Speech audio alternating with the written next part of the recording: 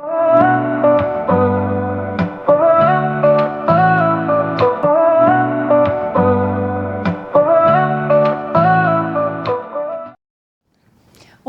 gente! Seja muito bem-vindo a mais um episódio do podcast Conectar-se.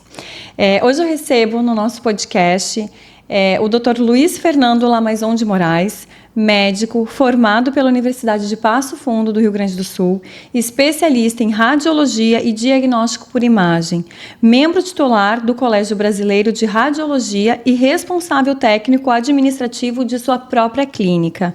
Vamos falar sobre a sua trajetória, sobre saúde, prevenção e especialmente sobre o nosso Outubro Rosa, a prevenção do câncer de mama. Doutor, muito bem-vindo. Obrigada por ter aceitado o convite. Eu estou muito feliz por te ter aqui com a gente. Mais um episódio agora do nosso podcast. Então, seja muito bem-vindo. Muito obrigado pelo convite aí. Vai ser uma grande oportunidade de estar respondendo alguns questionamentos aí e também chamar o pessoal aí para o outubro aí que está se aproximando aí para a gente abrir os olhos da mulherada aí em relação ao câncer de mama, né? Sim, a prevenção hoje em dia é tudo, né? Doutor, eu quero saber muitas coisas da tua vida. Vamos lá. Como é que foi a tua escolha? Tu sempre quis fazer medicina? Tu era uma coisa já desde sempre? Ou foi no caminho da vida? Como é que tu escolheu? Na verdade, quando a gente é adolescente, a gente não sabe de nada, né, do que vai acontecer na nossa vida, né? Sim. Então a gente vai trilhando caminhos conforme as portas vão se abrindo aí, né? E, na verdade, no meu caso aqui, foi muito em função do meu pai, né? Meu pai é médico, se formou médico, então eu cresci observando a trajetória dele, o trabalho dele, né? Então, isso foi me chamando a atenção, me abrindo os olhos aí para a área da medicina, né? Então, aos poucos eu fui gostando da área, né? Do fato de me tornar médico, né? Mas, claro que na época eu tinha 15 anos, né? Então era uma escolha ainda indefinida, difícil, Sim. né? Mas o fato de meu pai ser médico acabou me influenciando muito, né? Então, com 15 anos aí eu botei na minha cabeça que eu queria ser médico, eu queria ser igual ao meu pai, né? Então, Sim. ele sempre foi um exemplo para mim, então vou seguir o que ele fez, né? Então, 15 anos eu baixei a cabeça, comecei a estudar e não parei até me tornar médico. E da especialização, sempre pensou em ter clínica? Sempre foi essa a tua visão também? Ou tu pensava, vou ser outra, sei lá, ginecologista, você qualquer outra especialidade? Isso aí a gente vai definir na faculdade, né? Não tem como antes da gente entrar a gente saber o que vai ser. Claro que Sim. A gente pode até ter uma ideia do que quer ser antes de se formar, mas isso durante a faculdade a gente muda a cabeça 500 mil vezes, né? Sei bem. Mas aí, obviamente, o meu pai também acabou me influenciando também para a área da radiologia, né? Ele também é radiologista, né? Então, isso, obviamente, acabou me influenciando, né? Então, durante a minha faculdade, eu acompanhava o trabalho dele, né? Ele tem uma clínica de diagnóstico por imagem também, então, durante a minha faculdade, eu ia na clínica dele, acompanhava o trabalho dele, né? Eu já atuava ali na área da medicina, né? Então, como estudante, então acompanhar o trabalho dele para mim não deixava de ser interessante, né? Então, aos poucos fui me aprofundando também mais na área dele, fui gostando da especialidade, então acabei entrando também por influência do meu pai. Sim, já pegou toda, digamos, o método dele, como exatamente. ele fazia. Então ele tinha uma clínica, então inicialmente, depois que eu me formei, trabalhei 1 ano na clínica dele e logo em seguida já acabei montando a minha própria, né? Então aí fui só seguindo os passos dele aí. Sim, e hoje a clínica tem quantos anos, doutor? Hoje nós estamos com 17 anos de clínica. A gente tem a clínica ali em Itapema, né? Então, desde 2008, né? A gente está com a clínica ali. Então, 17 anos aí, 17 anos. Na estrada. Sim. E olhando para trás, o que mais te orgulha de tu ver a tua trajetória, a construção assim da clínica, da tua carreira? Tu olhando, o que mais te dá orgulho? Acho que orgulho é saber que a gente fez o que tinha que ser feito, sempre de uma maneira honesta, da maneira como realmente as pessoas gostariam que fosse, né? Que o paciente precisa que fosse, né? Sim. Então, tudo isso, obviamente que no começo foi difícil, né? Foi até organizar a clínica ali, até começar a crescer, né? Tudo isso demandou muito tempo, né? Então, no começo pensei em desistir, pensei em fechar a clínica, né? E o fato de ter dado certo a clínica ao longo dos anos, obviamente que me orgulhou muito, né? Sim. E saber que eu fiz tudo isso de uma maneira honesta e da maneira que os pacientes gostaram e que é o melhor para eles, com certeza. Ai, que show. E deixa eu te perguntar, a gente está então nesse mês, agora é o mês do Outubro Rosa, né? Da conscientização à prevenção ao câncer de mama. E é um tema, assim, hoje eu nunca tinha parado para pensar na importância. A gente vai ficando mais velha, a gente vai começando a pensar nas importâncias das causas que vão acontecendo. Na tua visão, qual que é a força dessa campanha? O Outubro Rosa é uma grande oportunidade que a gente tem de abrir os olhos das mulheres em relação a essa doença, né? Então, se existe um momento que está todo mundo focado nesse assunto, é no outubro, né? Então, é um movimento extremamente importante, né? O câncer de mama hoje é o câncer que mais mata mulheres no mundo inteiro, né? Ele não é o mais incidente, mas ele é o que mais mata. Então, por isso a importância dessa doença. Então, por isso que a gente precisa abrir os olhos de todo mundo aí, para que todo mundo entenda que realmente é importante a gente tá buscando o diagnóstico precoce e também buscando a prevenção primária dessa doença. E, assim, muitas mulheres ainda elas têm medo, né, de fazer exames e acabam deixando para depois. Por que a prevenção ela é essencial no caso do câncer de mama? Bom, quando a gente fala em prevenção de câncer de mama, existe a prevenção primária, que é onde a gente atua diretamente no fator de risco que leva ao câncer de mama. E no caso do diagnóstico por imagem, que é a minha área, a gente faz a prevenção secundária, que aí a gente atua fazendo o diagnóstico em fase inicial, né, para que o tratamento seja mais tranquilo e mais efetivo, né? Então, vamos falar de uma maneira geral de prevenção. Aí, sim, né? Sim. Falando em relação à prevenção primária, né? Como que a gente pode estar prevenindo, né? Então, para prevenir, a gente precisa saber quais são os fatores de risco, né? Então, a gente pode dividir fatores de risco de câncer de mama em alguns grupos, né?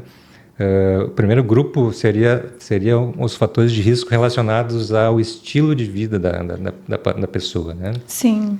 Então, por exemplo, pessoas que são obesas têm maior risco de câncer de mama. Pessoas que têm uma má alimentação têm maior risco, principalmente se a alimentação dela, se a dieta dela foi muito rica em gorduras saturadas. Pessoas que são sedentárias têm maior risco em relação àquelas que fazem atividade física. Sim. Pessoas que a ingestão de álcool também é um fator de risco importante para o câncer de mama. O estresse também é um fator de risco, o tabagismo. Então, esses são os principais fatores quando a gente leva em consideração o estilo de vida da pessoa. Tá. Só a gente tratando dessa questão aí do estilo de vida, a gente pode estar prevenindo em 30% os casos de câncer de mama. Nossa, olha isso. Então, se você eliminar esses fatores de risco, 30% é algo muito significativo. Sim. Então, a gente tem que somente mudando hábitos de vida. Então, é algo realmente importante, né? Sim, e também a gente pode falar da genética também? Aí esse é o primeiro grupo, falando de hábitos de vida, né? Aí existe um segundo grupo que é importante, que seria a relação à exposição ao hormônio feminino. Existem uma grande parte de tumores de mama que são influenciados pela ação do hormônio feminino. Então, obviamente, quanto maior for o tempo de exposição da mulher durante a vida dela ao hormônio feminino, maior vai ser o risco dela apresentar o câncer de mama. Nossa. Então, como que a gente calcula isso em relação à exposição, né? Quanto mais cedo a mulher começar a menstruar, maior vai ser a exposição dela ao hormônio. Quanto mais tarde ela entrar na menopausa, também a exposição vai ser maior, né? Se ela nunca engravidou, também essa exposição vai ser maior. Se ela engravidou em um período tardio, a partir aí dos 35 anos também, né? se ela usa hormônios sintéticos, né? E se ela usa uma terapia de reposição hormonal também. Então, tudo isso está envolvido aí com a ação hormonal em cima de células da mama que podem estar causando o câncer de mama. Então, a exposição ao hormônio feminino é um fator importante aí, né? Então, obviamente que nem, a gente não pode, eventualmente, estar cancelando o uso. Eventualmente é necessário, né? Mas o quanto a gente puder diminuir essa exposição, menor vai ser o risco, né? Um outro grupo que você comentou antes ali em relação à questão genética. Né? Então, existem pessoas que têm uma predisposição genética a apresentar câncer de mama, né? Que já nascem com aquele gene mutante, né? Responsável pelo câncer de mama. E tem pessoas também e tem aquele fator também hereditário, né? Que passa da mãe para a filha, né? Então, mulheres que têm aí mães ou alguma irmã com câncer de mama vão apresentar um risco maior também para apresentar, né?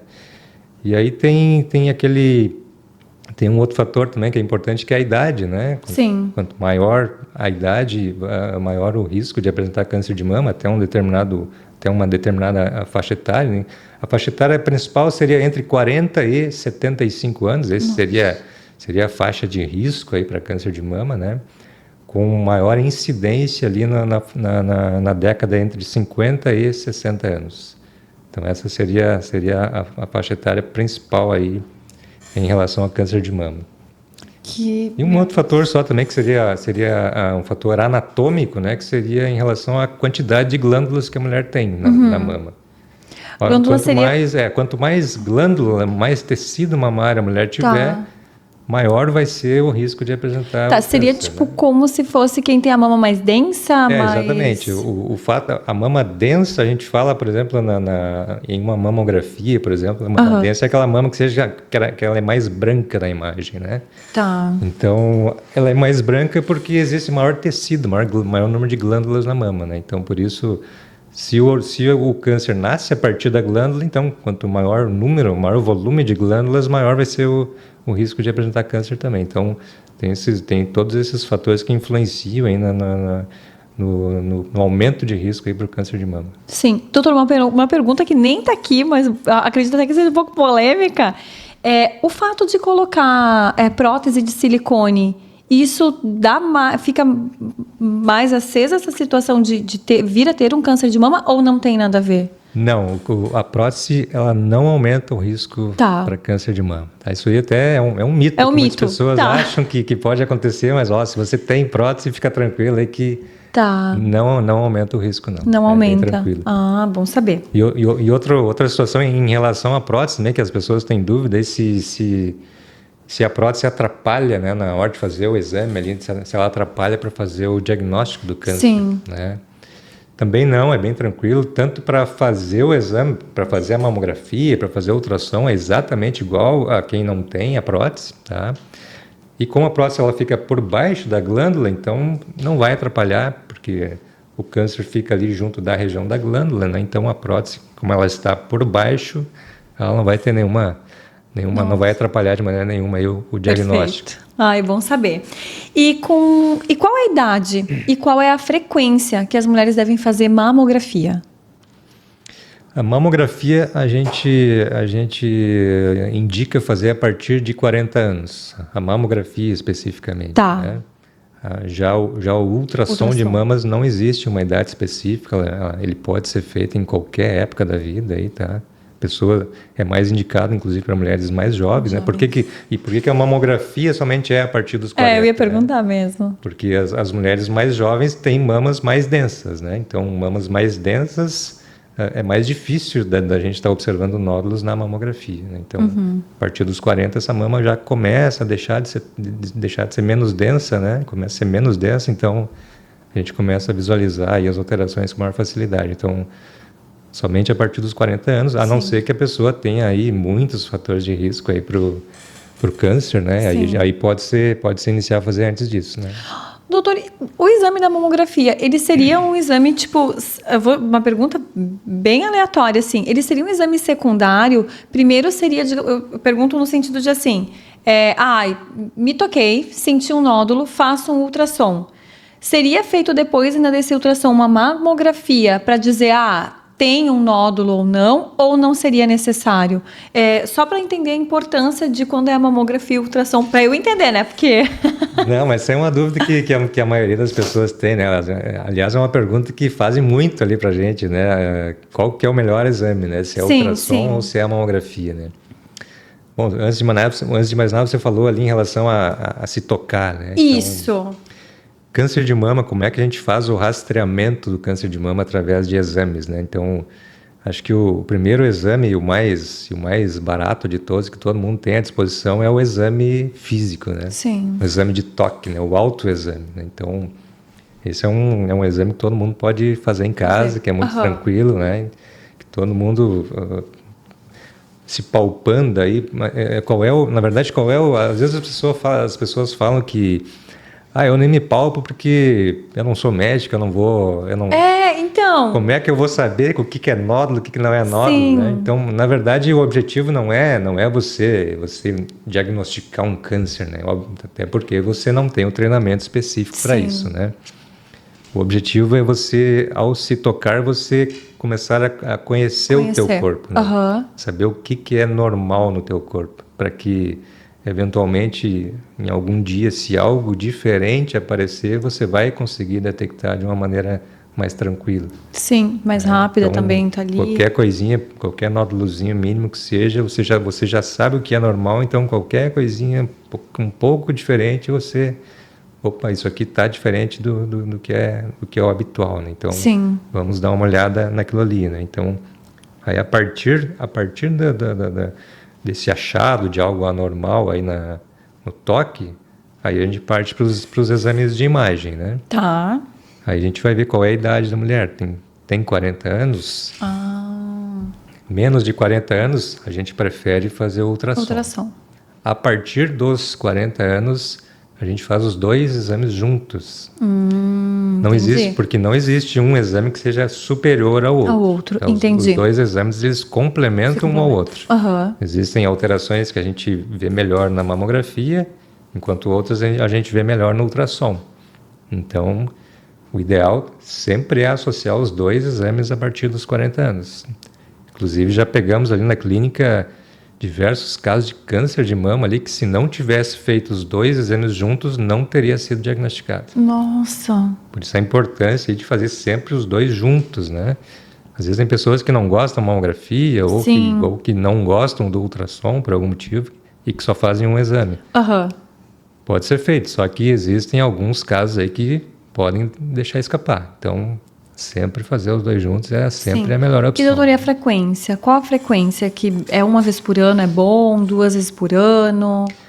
A gente indica fazer uma vez por ano se tiver tudo ok. Você fez o exame, viu que está tudo bem, tem achados ali benignos, né? Uma vez ao ano. Agora, conforme os achados desse exame, a gente pode aumentar a frequência, né?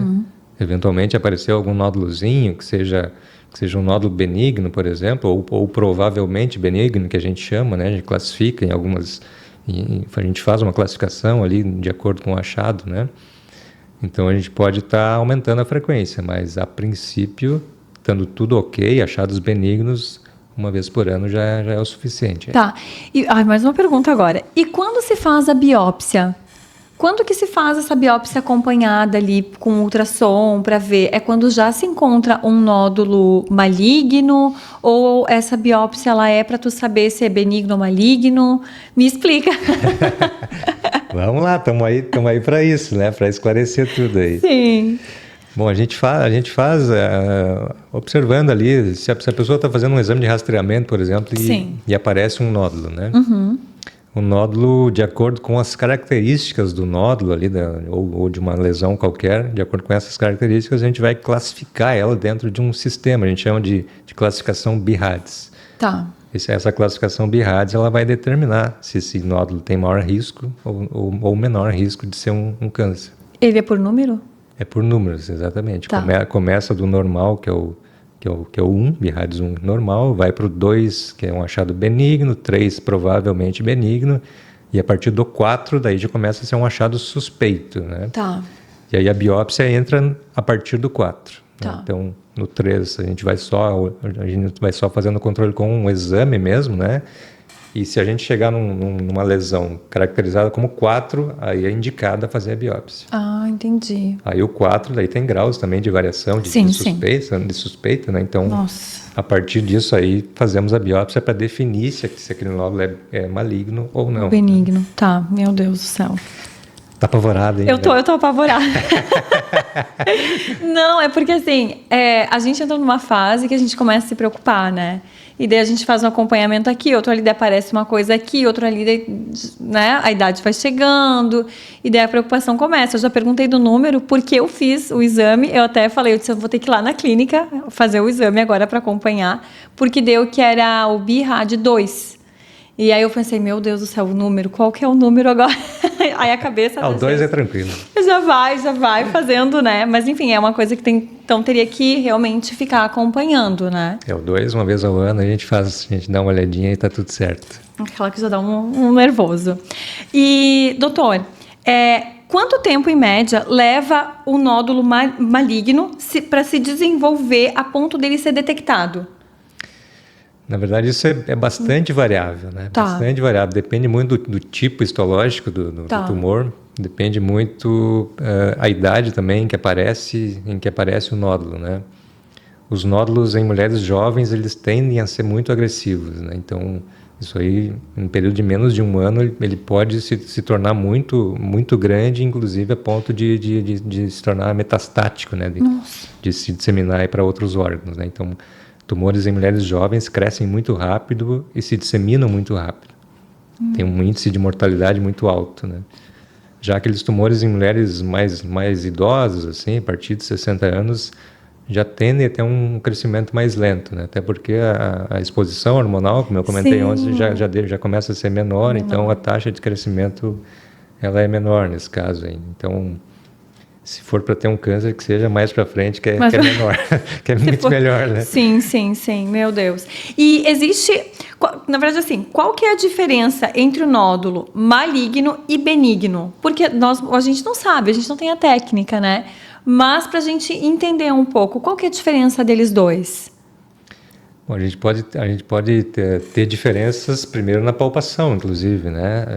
Se você está palpando ali, por exemplo, claro, obviamente vai depender também do estágio, de como que esse nódulo está, né? Se está muito avançado ou se não está muito avançado, um nódulo maligno, né? Os nódulos malignos em fase inicial, você pode não perceber absolutamente nada na palpação, assim. Vai ser tal qual um nódulo benigno, não vai diferenciar absolutamente nada. Conforme ele vai evoluindo, ele vai se disseminando, ele vai enraizando ali na mama, ele já começa a repuxar, a pele. Você vai ver que a pele começa a ficar mais retraída. O teu mamilo, ele pode entrar assim para dentro, né? Ele pode inverter o mamilo. Nossa! Alguns nódulos podem ser inflamatórios também, podem dar vermelhidão, inchaço, dor na mama. Então, isso são achados... São sinais físicos, a gente consegue estar vendo aqui por fora. Sinais físicos dos tumores. Sim. Né? Os tumores benignos, obviamente, não vão estar determinando esse tipo de sintoma. Né? Os benignos, eles podem crescer. Eles podem se tornar volumosos, inclusive. Sim. Mas não vão dar esses sinais de retração, assim, de enraizamento, né, que a gente chama. Sim, meu Deus do céu. Ai, como é bom saber, gente. Cara, por isso que eu digo, a informação é tudo hoje em dia. Eu estou aprendendo mais do que eu não aprendi a vida toda aqui, né? Vou aproveitar. Doutor, o que nos últimos anos a tecnologia e esse diagnóstico precoce acabou ajudando? O que foi que evoluiu tanto que hoje em dia as mulheres estão conseguindo ver melhor? Bom, primeiro que evoluiu foi a disseminação da informação, né? Isso aí ajuda muito, né, em relação à conscientização das mulheres, em relação a ter que ir atrás, a ter que se preocupar com essa doença, né? Então, isso aí mudou muito do que era no passado, né? No passado, as mulheres morriam de câncer de mama e ninguém sabia, né? Ninguém nem sabia o que estava acontecendo. Né? Então, A minha avó foi assim, ela morreu sem ninguém saber o que estava acontecendo. Nossa. Tá? Então, até nem ela sabia, nem ela própria sabia o que poderia ser, né? Ela via que tinha um nódulo ali, mas, né, não tinha aquela informação, né? Hoje em dia tem informação para todo mundo aí, disponível a hora que quiser, né? Então, só não vai atrás quem não quer realmente, né? Sim. E em relação ao diagnóstico em si, a cada ano que passa, a qualidade dos equipamentos, a qualidade da imagem melhora muito, né? Então, são computadores, né? Computadores, de um ano para o outro, muda tudo, né? Então, hoje em dia, a inteligência artificial, né, chegou com tudo aí na questão dos equipamentos também de diagnóstico, né? Então, cada vez está nos ajudando mais aí a estar detectando aí o tumor em fase cada vez mais inicial, que é onde a gente quer encontrar o tumor, que é ali naquela fase que a gente consegue tratar e curar, inclusive. Né? Eu acredito que até os aparelhos também hoje em dia, né, são mais perspicazes, né? Até eu fui num congresso recentemente, esse ano a gente foi num congresso lá e a gente viu que tinha um equipamento de ultrassom lá que já utilizava inteligência artificial. Ele observava, você colocava a imagem de um nódulo na tela e ele, através da inteligência artificial, já te dava a classificação BIRADS daquele nódulo. Nossa! Aí fica fácil, né? Aí fica muito fácil. Daqui uns dias eu vou me aposentar, não precisa fazer mais nada, né? Vai lá na máquina lá, a mulher chega lá na frente, bota o peito, já sai com o laudo. Gente, imagina! Não, é incrível como está. A tecnologia está muito avançada. E, doutor, hoje, vamos supor assim, tenho histórico, como a gente falou antes, de câncer de mama na família. Ou minha avó, minha mãe, enfim. Hoje, vamos supor, tenho ali meus 14, 15 anos. Já devo e posso começar... daí já vou juntar uma outra pergunta. Mesmo não tendo relação sexual ainda, isso interfere ou não? Isso muda alguma coisa ou não? Eu posso já daí ir atrás e começar a fazer? Porque eu vejo que às vezes tem mulheres que já optam por ali, né, ficando mais velha, retirar a mama ou fazer algumas coisas antecipadamente. Então, voltando à pergunta ali, em que momento que essa mulher, o que o doutor diria para essa menina fazer? Ela já vai logo, ela já vai desde os 15, 16, 17 anos? A relação sexual, isso muda alguma coisa ou também é um mito? Explica pra gente, por favor. Não, na verdade, o fato de você ter pessoas na família com câncer de mama, ele vai aumentar o risco, mas não vai aumentar de maneira significativa. Tá. Então, o fator hereditário, ele corresponde ali a cerca de 5 a 10% de aumento de risco de câncer. Tá. Então, não é algo assim tão significativo. Apavorante. Tá. Né? Então, tem pessoas que têm casos de câncer na família que, meu Deus, né, acham que aquilo já é um carimbo de câncer de mama, de diagnóstico. Sim. Então, não é bem assim que funciona. Tá. Isso quer dizer que 90% das pessoas que têm casos de câncer não tem nenhum histórico familiar.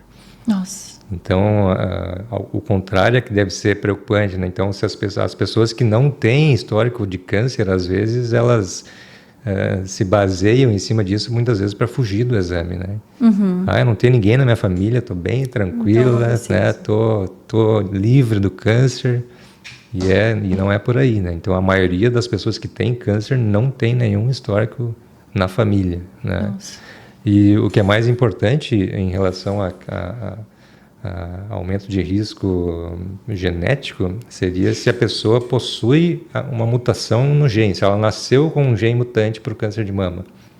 O fato de você ter alguém na família com câncer de mama não quer dizer que você tenha esse gene. A gente já consegue fazer exames para detectar isso hoje? Existe teste genético para se saber se você tem esse gene, né? Foi um caso específico, foi da Angelina Jolie, por exemplo. Sim, pois é. Ela foi lá, ela fez o teste, ela descobriu que ela tinha genes mutantes que aumentavam muito o risco para câncer de mama, e ela foi lá e retirou as mamas, né? Sim. Claro que é bastante agressivo, né? Esse tratamento deve ser muito bem pensado antes de fazer isso, mas tem casos que realmente é indicado, né? Dependendo do risco que a pessoa tem de desenvolver, né? Nossa. Mas não, em relação a minha mãe, a minha avó tem, não vamos nos desesperar que Tá. o risco é baixo. Tá, e dali voltando só, no caso de ser jovem, porque normalmente, eu vou te dizer o que eu escuto já, porque a gente, jovem, escuta das mães. Se tu não teve relação ainda, se tu é uma menina nova ainda, tu não precisa fazer esses exames, tá tudo ok. Isso é um mito ou não?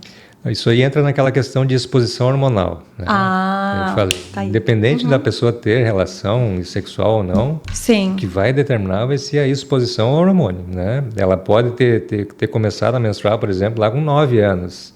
A partir dos 9 anos, ela já tem risco de ter câncer de mama. Independente de ter relação sexual ou não. A partir, então, da situação da menstruação. O que importa é a produção hormonal. E não a relação sexual em top. si, né? Não, é ótimo saber. Doutora, a gente falou ali no início, o doutor comentou sobre os hábitos de vida, né? E a minha pergunta agora ela é realmente bem específica a isso. Quais os hábitos de vida podem ajudar na prevenção? O que é importante não consumir? O que é importante a gente ter de hábito real para a gente prevenir esse câncer de mama?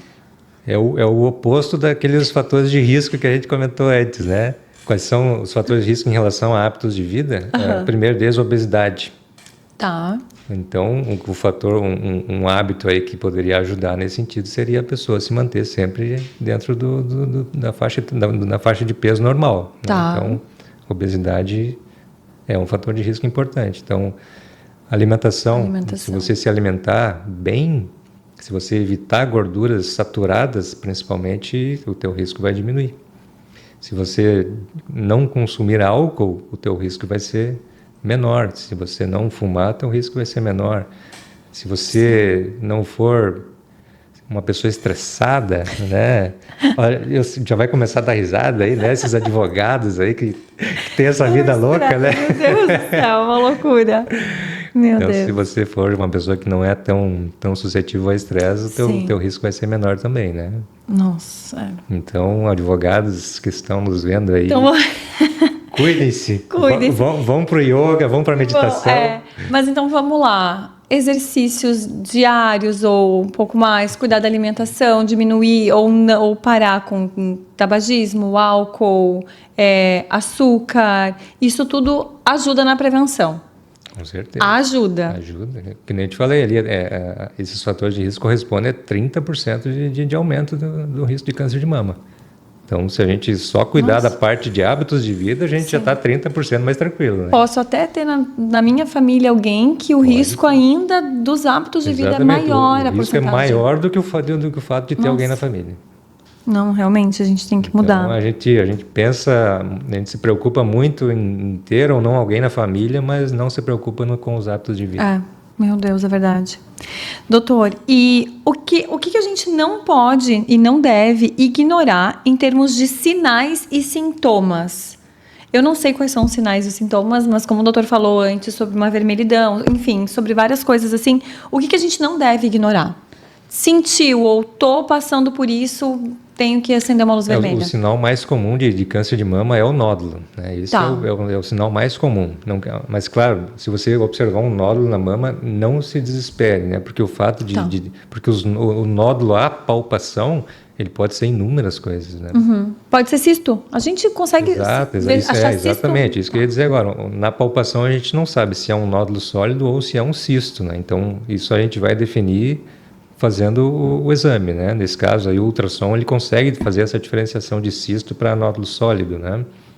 Então, pode ser também um nódulo sólido, mas um nódulo sólido benigno, que não seja algo que já se transforma num câncer, né? Então, palpou ali, viu um nódulozinho, obviamente a gente não pode negligenciar aquilo, mas também não dá para ficar desesperado achando que já é um câncer, né?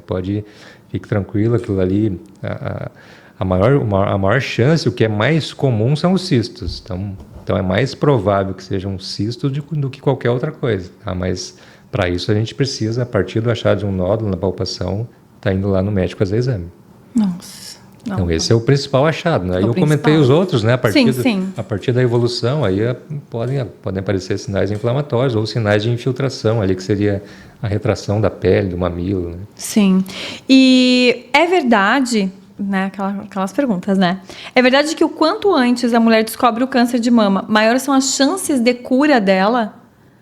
Isso é real mesmo? Porque hoje em dia tem pessoas que descobrem 2, 3 meses, falecem, enfim.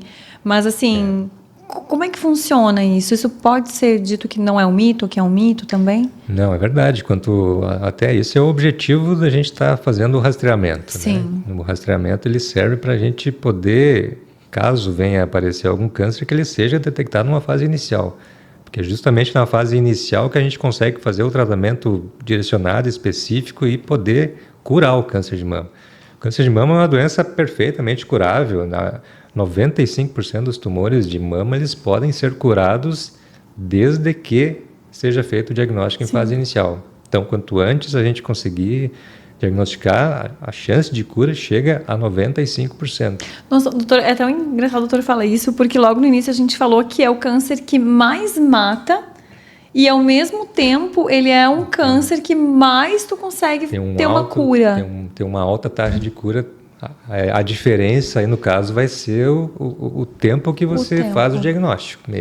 Esse vai ser definitivo aí para o teu prognóstico. Então, quanto antes você conseguir fazer o diagnóstico, o tratamento ele é muito mais efetivo, né? Já a gente observa muito, aí, infelizmente, de mulheres que não fazem exame com frequência. Sim. E aí só chegam ali na clínica quando a situação realmente já está mais avançada e aí, obviamente, as taxas de cura vão ser muito mais baixas, né? O tratamento vai ser muito mais penoso aí para a paciente, né? Muito mais agressivo. Né? E os anos aí de sobrevida dessa paciente, obviamente, vão ser muito menores. Né? Sim, meu Deus. Então, o diagnóstico precoce, em se tratando de câncer de mama, é o essencial. Né? Sim. Mamografia dói? Porque a gente ouve muito falar. Eu preciso saber, mamografia dói ou não dói? Eu nunca fiz, né? Não fiz ainda. Mas a gente ouve muito falar, porque, eu vou te dizer, como eu nunca fiz, eu sou bem leiga, então eu posso ser a ouvinte agora. Dizem que vai numa máquina e amassa o peito. Agora me conta, porque, gente, eu não sei se dói, se não dói, se é um mito, se não é. Como é que é? Não, depende. A mamografia ela até pode doer, mas não é normal que doa o exame de mamografia. Tá. Por que eventualmente pode doer o exame de mamografia? Quando a mulher, por exemplo, fazem algum equipamento que é um equipamento mais antigo, que tem algumas pontas mais agudas, assim, e que pode estar pressionando a mulher, quando a pessoa que vai fazer o exame, ela não tem experiência em estar realizando aquele exame, quando ela é uma pessoa que está iniciando ali, ou que não tem muitos anos de prática ali, que não sabe posicionar de maneira adequada, que não foi instruída de maneira adequada. Sim. Né? Então, se a pessoa está num período pré-menstrual também, é um fator que influencia. Mulheres que chegam mais ali... Mais sensível daí. Exatamente. Então, elas chegam mais sensíveis e aí, obviamente, o exame pode ser doloroso, né? Sim. Então, tem esses fatores aí que a gente deve estar de olho antes de estar fazendo o exame, né? Então, procurar sempre uma clínica aí que tenha bons equipamentos, que você sabe que a pessoa que vai realizar o exame é uma pessoa já com bastante experiência, né? E procurar evitar o período aí próximo da menstruação. Aí, sim. Que aí é... O exame, claro que o exame não é um exame confortável, né? É um exame que você vai entrar ali numa máquina e a máquina vai te apertar, né? Então, confortável não é, mas é um exame rápido, por outro lado. Ali, 7 minutos está pronto o exame. Sim. Sabe que antes de eu vir, eu falei com a minha mãe, né? E aí eu falei, mãe, a mãe já fez mamografia? Dela disse, sim, eu faço todo ano. Eu disse, mãe, dói?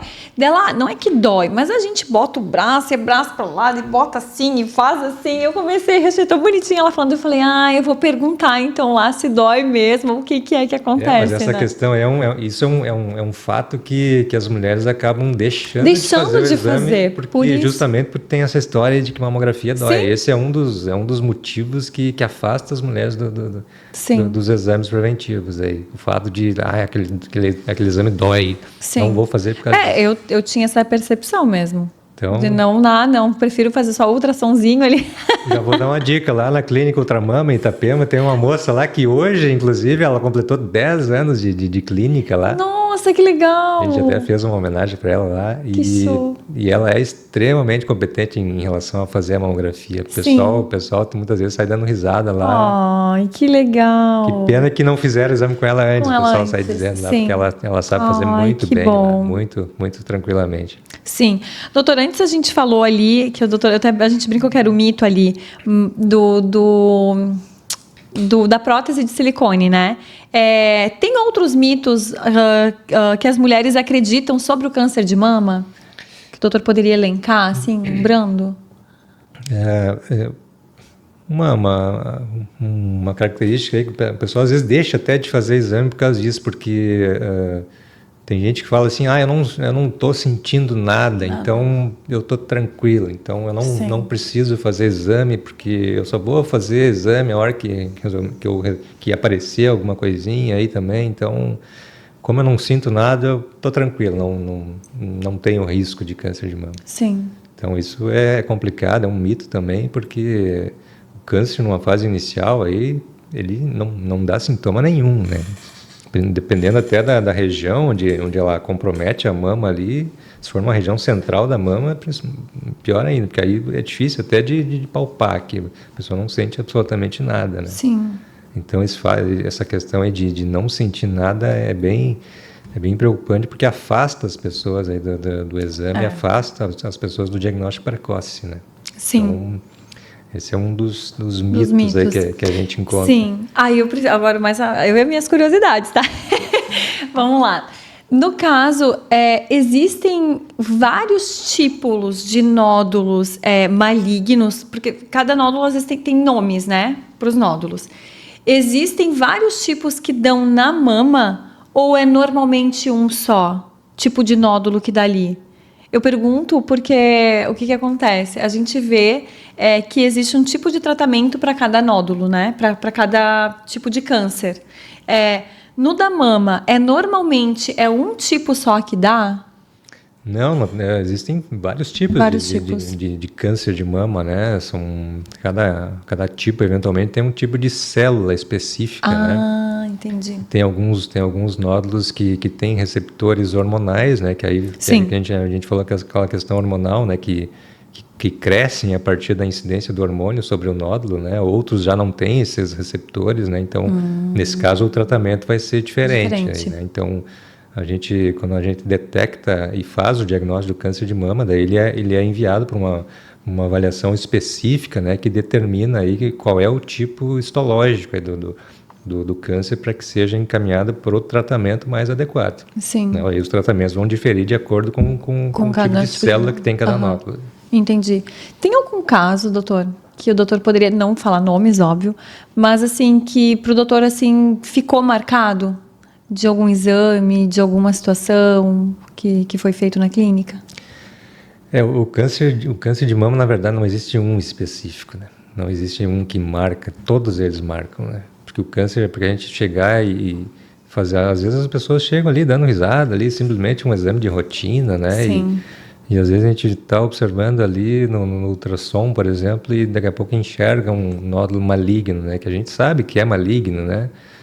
E que a gente daí tem que dar aquela notícia para a pessoa, né? Então, é difícil para nós, enquanto médicos, ter que dizer aquilo para a pessoa, né? Então, em todas as situações de nódulo maligno que a gente tem que informar para a pessoa que ela está... Óbvio, a gente não fala para ela que ela está com câncer, né? Sim. A gente fala que ela tem um nódulo suspeito ali, que vai ter que ser investigado e tal. Mas só o fato de a gente dizer que ela vai ter que fazer uma biópsia, aquilo ali já é um baque, né, na cabeça da pessoa, né? Ela já é cai o chão da pessoa, né? Então, todos os casos de câncer de mama que a gente tem que reportar isso são realmente muito marcantes. Se são para mim, imagina para as pessoas, né, que recebem a notícia. É verdade. E como é que é? Agora aquela bem, né? Como é que é, assim, que nem pra ti que tá lá fazendo o exame? Porque às vezes a gente vai fazer exame e daí o médico quieto, né? Tá lá. É uma coisa que é só tu olhar e dizer, né? Não, aqui, isso aqui. E aí tu para e fica lá. E é aquele silêncio. E daí pra quem tá lá já pensa assim, meu Deus, tem alguma coisa. O que tá acontecendo? Como que é esse momento? Porque eu sei que é um momento de concentração, que tem que ter uma certeza para dar, mas eu digo assim, agora, doutor Luiz Fernando, como que é para ti? Tu tá vendo ali, tu já tá pensando assim, vou ter que laudar, vou ter que falar. Como que tu sente isso? Eu sei que é difícil, né? Como tu já falou, mas eu quero extrair um pouco mais fundo de ti. Como que é isso, assim? Porque tu é a primeira pessoa que a pessoa vai receber a notícia ali, que a pessoa vai saber. Esse é o momento mais delicado pro médico, né? A gente ter que dar uma notícia ruim, né? Sim. É da mesma forma, por exemplo, quando a pessoa que está grávida lá, a gente tem que dar a notícia que o bebê não está mais... sim. No coração do bebê não está mais batendo. Uhum. É semelhante, né? É uma notícia que realmente é difícil, que para o médico é o momento mais delicado, né? Sim. Então, ter que dizer para a pessoa que ela está com câncer realmente é um momento delicado. A gente tem que ter muita sensibilidade assim, para poder usar as palavras mais corretas para que aquela notícia seja o menos impactante possível, né? Para que a pessoa consiga assimilar o que está acontecendo até para ela poder prosseguir com o que deve ser feito, né? Porque tem pessoas, às vezes a gente fala que elas meio que não entendem assim, o que está acontecendo, né? Tem pessoas que eu falo assim, elas, tá, beleza. Na hora dá a impressão que elas entenderam, assim. E voltam no outro dia para me perguntar o que era aquilo. O que era. Porque é uma notícia assim que ela mexe tanto com a cabeça que acaba meio que havendo aquela questão do negacionismo, assim, de poder de tentar fugir daquela situação, né? Então, no outro dia que elas assimilam um pouco essa questão, que elas acabam muitas vezes voltando e me perguntando se eu podia repetir o que eu falei no dia anterior, porque elas não tinham entendido direito. Nossa. Né? E aí volta aquela questão de novo. Mas aí a gente fala, tentar ser... A gente tem que dizer, não dá pra gente esconder, né? Sim, não, é importante. Existem médicos que escondem, né? Que acabam empurrando para outros, né? Isso aqui leva lá para o teu médico, ele vai te explicar. Existem médicos que têm essa tendência, mas eu já procuro dizer, você está com um nódulo e esse nódulo existe uma suspeita. Uma suspeita, entendi. É um nódulo suspeito, então a gente precisa, a partir dessa suspeição, fazer uma biópsia para determinar aí que tipo de nódulo é esse, né? Então, tem que ser bem direto nesse caso, não ser grosseiro, mas ser incisivo, aí para que a pessoa entenda e faça o que tem que ser feito aí. Nossa, então a gente já abordou sua época de estudo, a gente abordou sobre toda essa situação do câncer de mama. Fala pra gente, doutor, quais os exames que a gente pode fazer na clínica, o que a clínica tem a oferecer de exames, eu sei que vocês são muito, muito conceituados. Eu faço os meus exames lá, eu vou lá, eu gosto bastante. Então, eu saio de Balneário, vou até Itapema, prefiro, porque eu sei que existe um carinho com cada paciente. Isso é muito importante, faz muita diferença. Então, conta para nós, quais são os exames que a clínica faz, como que a gente faz, conta pra gente como é que é a clínica, é teu momento. Bom, ali na clínica a gente faz, são 4 modalidades de exames, né? A gente faz a parte de radiologia em geral, o raio-x, né? A gente faz também a mamografia, a gente faz também a densitometria óssea e também o ultrassom de mamas, né? E aí dentro da parte de ultrassom, aí entra também a parte de biópsia, né? Porque a biópsia a gente faz guiada pelo ultrassom, né? Então, em relação ao diagnóstico de mama, o diagnóstico da mama é o que a gente é mais especialista, vamos dizer assim, ali na clínica. Até o próprio nome da clínica já diz, ultramamo, né? Eu já tenho muitos anos de experiência aí em diagnóstico em fazer a prevenção, né, do diagnóstico do câncer de mama, né, em tá observando isso e durante esses anos todos aí já peguei inúmeros casos de câncer de mama, então a gente tem muita experiência ali nesse tipo de situação, né? E então, a gente tá ali, até tu própria falou ali em relação ao atendimento, né? A gente procura estar sempre atendendo da melhor maneira possível. As meninas que trabalham aí são muito queridas ali, todas elas já muito bem preparadas para não só para atender bem, mas também para estar acolhendo ali. Elas sabem também lidar com os tipos diferentes de situações ali, né? Elas entendem também como, eventualmente, se a pessoa está numa situação delicada ali, e acabam acolhendo aí da melhor maneira possível. Aí, né? Mas aí, hoje os exames, então, que tem na clínica fazem raio-x, ultrassom, mamografia, ultrassom e a densitometria. Isso, beleza. E doutor, qual é o endereço da clínica? A gente está ali em Itapema, na Meia Praia, né? Bem no centrão ali da Meia Praia, na rua 238. Fica bem próximo da delegacia de polícia, quem conhece ali a região ali.